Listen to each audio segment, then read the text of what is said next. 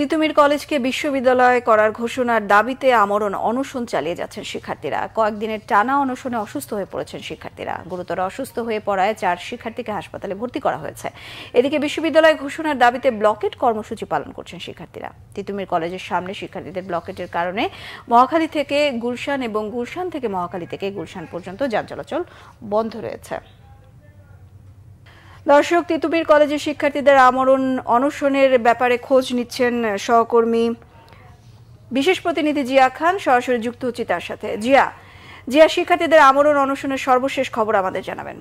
ধন্যবাদ বিপাশা। সর্বশেষ খবর, তাদের পঞ্চম দিনের মতো তিতুমির কলেজ শিক্ষার্থীদের যে আন্দোলন অর্থাৎ আমরণ অনশন সেটা চলছে এবং আমার পিছনে তারা যে অনশনরত অবস্থান রয়েছেন, কিছুক্ষণ আগে চিকিৎসক এসেছিলেন, তিনি জানিয়েছেন তাদের যে আন্দোলনরত যে শিক্ষার্থীরা যারা আমরণ অনশনে গিয়েছেন 3 জনের অবস্থা খুবই সংকটাপন্ন এবং তাদেরকে খুব দ্রুত হাসপাতালে নেয়ার প্রয়োজনীয়তা রয়েছে বলে চিকিৎসক কিছুক্ষণ আগে আমাদেরকে জানিয়েছেন।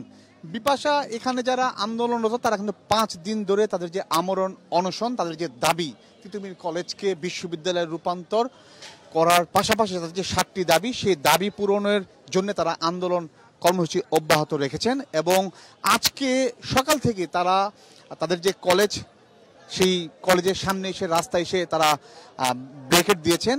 সেখানে তারা মহাখালী থেকে গুলশান এবং গুলশান থেকে মহাখালী, এইখানে কিন্তু গাড়িগুলো চলাচল একদমই করছে না, কারণ তারা রাস্তা ব্রেকেট দিয়েছেন এবং তাদের যে আন্দোলন শুরু থেকে ছিল, যেটা বারাসাত ব্যারিকেড নামে তাদের আন্দোলন ছিল, তারা মহাখালী সহ তার আশপাশের এলাকা যেটা আন্দোলন কর্মসূচি তাদের অব্যাহত রয়েছে। আজকে কিন্তু তাদের বিশেষ করে শিক্ষার্থীর যে প্রতিনিধি তারা আমাদের সঙ্গে কথা বলেছেন, তারা জানিয়েছেন যে যেহেতু আজকে বিশ্ব ইজতেমার আখিরি মোনাজাত, এই কারণে তারা কিছুটা শিথিল করেছেন, অর্থাৎ তাদের যে আন্দোলন সেটাকে তারা ব্রেকেট টু নর্থ সিটি, অর্থাৎ তাদের যে উত্তর সিটি, সেই উত্তর সিটিতে তারা তাদের আন্দোলন কর্মসূচি অব্যাহত রাখবেন। হয়তো 4টার পর তাদের যে আন্দোলনের যে বেগ গতি সেটা বাড়ানোর দিকে তারা ইঙ্গিত দিয়েছেন, তবে সেটা এখনো তারা কনফার্ম করতে পারেননি। হয়তো কিছুক্ষণের মধ্যে আমরা সেটা জানতে পারবো এবং সেটা আপনার মাধ্যমে জানিয়ে দিতে পারবো। তো বিপাশা, তাদের যে আন্দোলন কর্মসূচি, আন্দোলন কর্মসূচি সেটা কিন্তু অব্যাহত রয়েছে। তারা তিতুমির কলেজ একদম তাদের যে কলেজের যে মেইন গেট, সেই মেইন গেটের সাথে যে প্রধান সড়ক, সেই সড়কটি তারা ব্রেকেট দিয়েছেন এবং এই সড়কে মহাখালী থেকে গুলশান, গুলশান থেকে মহাখালী যান চলাচল একদমই বন্ধ রয়েছে।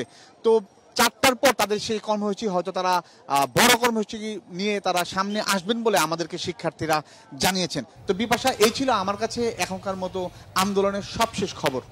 জিয়া, ধন্যবাদ আপনাকে। দর্শক, মহাখালীর তিতুমির কলেজ থেকে যুক্ত হয়েছিলেন সহকর্মী জিয়া খান।